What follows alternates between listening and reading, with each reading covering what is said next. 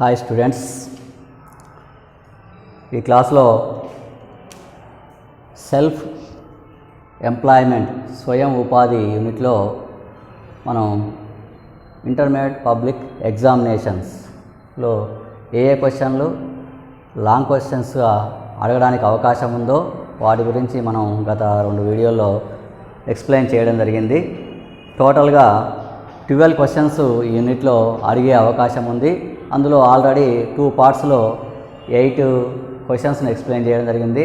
ఇక్కడ 9th to 12th questions అంటే 4 questions ఈ వీడియోలో ఎక్స్ప్లెయిన్ చేయడం జరుగుతుంది. ఫస్ట్ 9th క్వశ్చన్ తీసుకుంటే, పబ్లిక్ మరియు ప్రైవేట్ కంపెనీల మధ్య భేదాలను రాయము. మనం ఆల్రెడీ చెప్పుకున్నాం, కంపెనీగా నడపాలంటే 1956 కంపెనీల చట్టం ప్రకారం కంపెనీల రిజిస్ట్రార్ దగ్గర రిజిస్ట్రార్లో నమోదు చేసి రిజిస్టర్ నెంబరు పొందాల్సి ఉంటుంది. సర్టిఫికేట్ ఆఫ్ ఇన్కార్పొరేషన్ సర్టిఫికేటు కంపెనీల రిజిస్ట్రార్ నుంచి పొందిన తర్వాతనే కంపెనీ వ్యాపారం ప్రారంభించాలి. కానీ ఈ కంపెనీలు అనేవి 2 రకాలుగా ఉంటాయి, పబ్లిక్ కంపెనీ, ప్రైవేట్ కంపెనీ. దీన్నే జాయింట్ స్టాక్ కంపెనీ అని కూడా అంటాం. ఇంతవరకు పబ్లిక్ కంపెనీ, ప్రైవేట్ కంపెనీలకు ఉండే లక్షణాలు సాధారణమైనప్పటికీ ఈ రెండింటి మధ్యన కొన్ని భేదాలు ఉన్నాయి. అవేంటివంటే, వాటాదారుల యొక్క సంఖ్య విషయంలో మినిమం పబ్లిక్ కంపెనీకి 7 ఉండాల్సి ఉంటుంది, ప్రైవేట్ కంపెనీకి 2 ఉన్నా సరిపోతుంది. మ్యాక్సిమం పబ్లిక్ కంపెనీకి అపరిమితంగా ఎంతైనా ఉండొచ్చు, వేల మంది, లక్షల మంది. ప్రైవేట్ కంపెనీకి 50కి మించి వాటాదారులు ఉండకూడదు.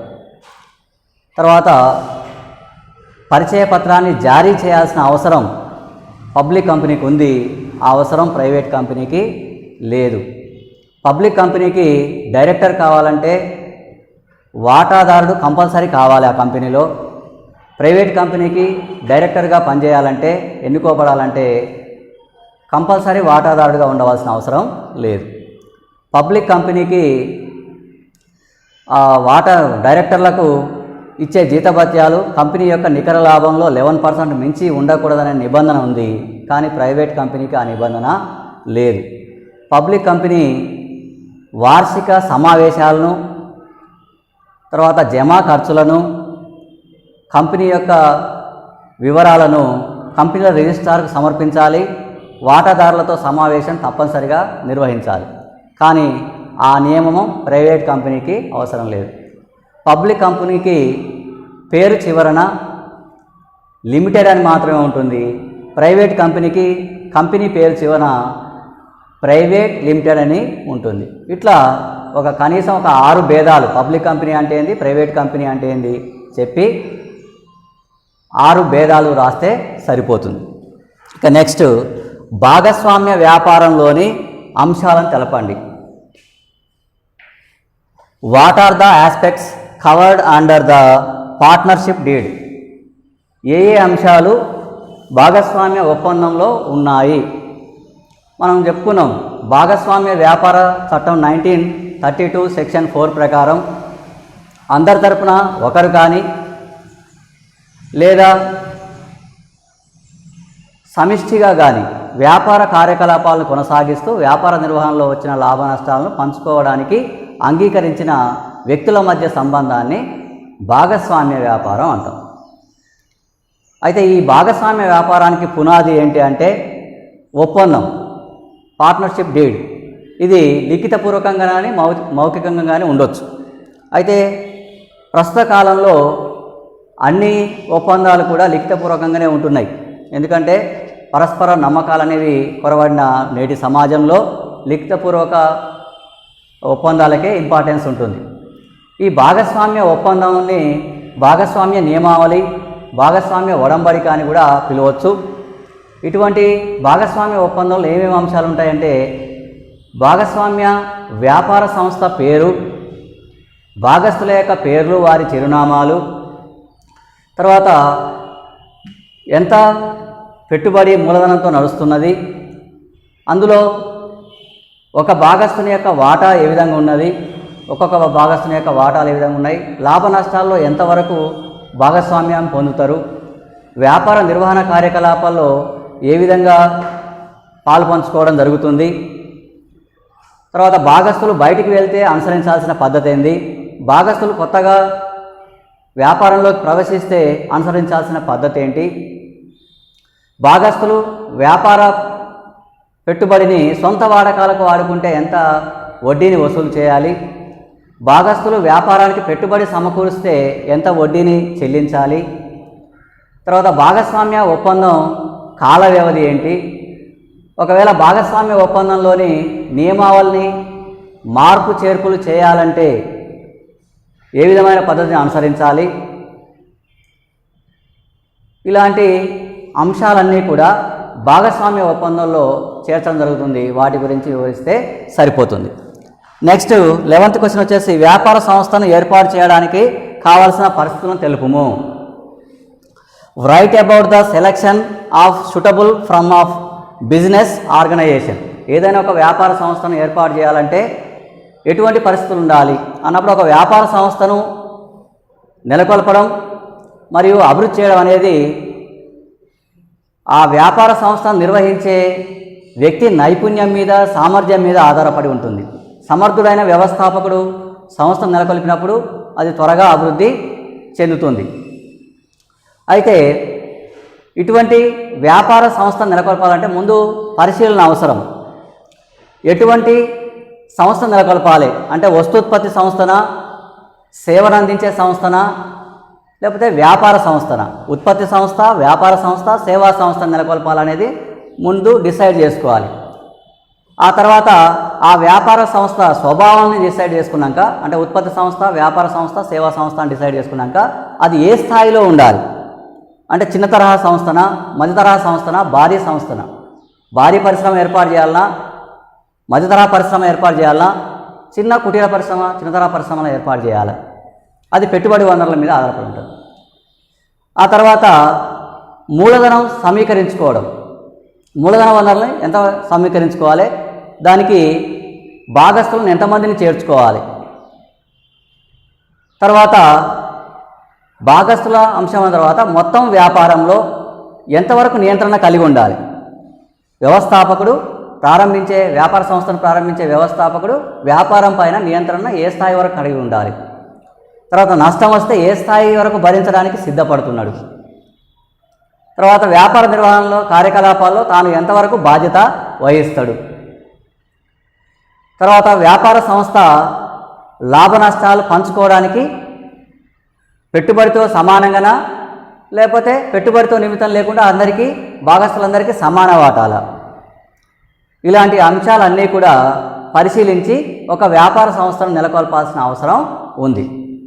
అయితే వ్యాపార సంస్థను నెలకొల్పేటప్పుడు ఆ సంస్థ అనేది ఎక్కువ విస్తరించడానికి అవకాశం ఉన్నప్పుడు దాన్ని సొంత వ్యాపారం కిందనో భాగస్వామ్య వ్యాపారం కిందనో ప్రారంభించే కంటే కంపెనీ వ్యాపారం కింద ప్రారంభించడం ద్వారా అది ఎక్కువ అభివృద్ధి చెందడానికి అవకాశం ఉంది.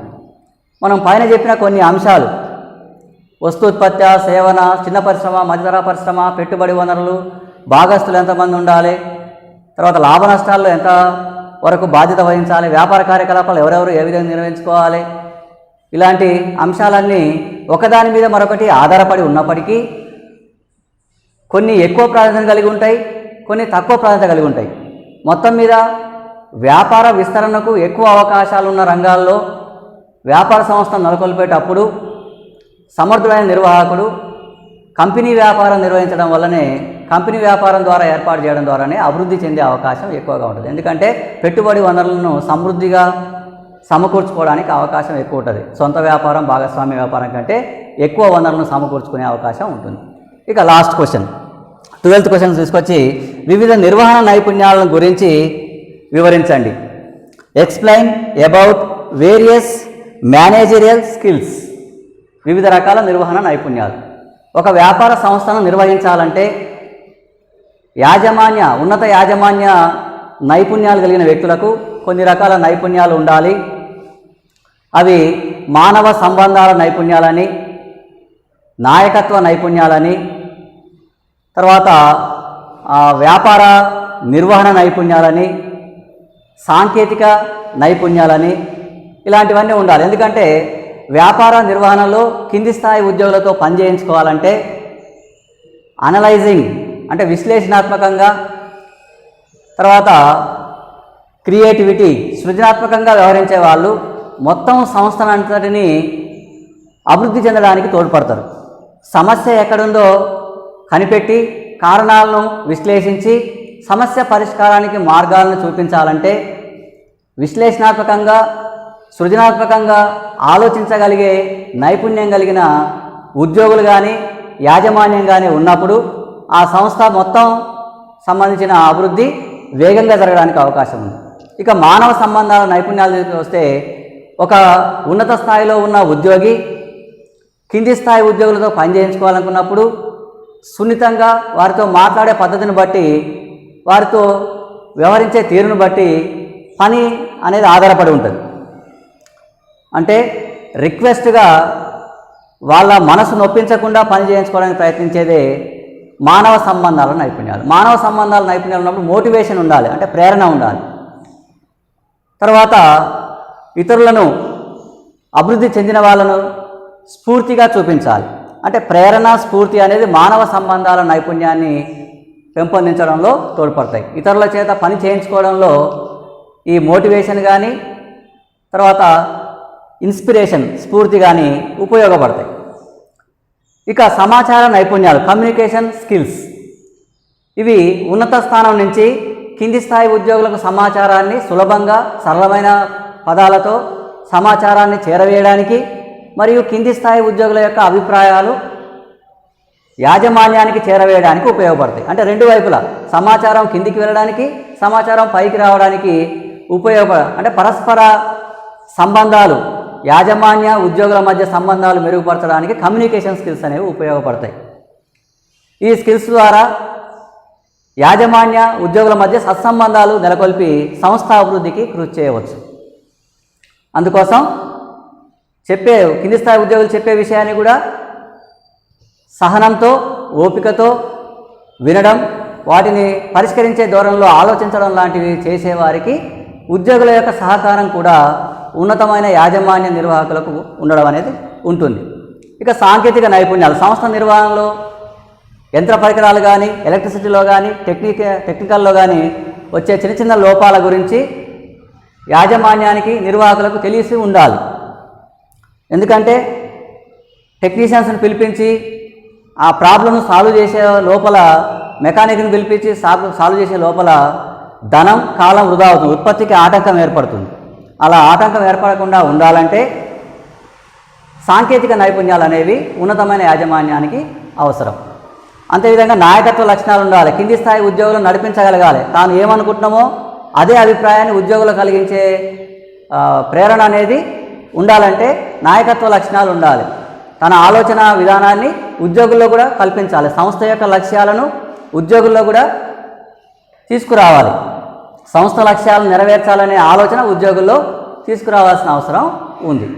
తర్వాత సమస్య పరిష్కార నైపుణ్యం. ఎప్పుడైతే సమస్య వస్తుందో దాన్ని వెంటనే పసిగట్టి సమస్యకు కారణాలను కనుగొని పరిష్కార మార్గాలను సూచించడం ద్వారానే సమర్థులైన నాయకులు అభివృద్ధి చెందగలుగుతున్నారు.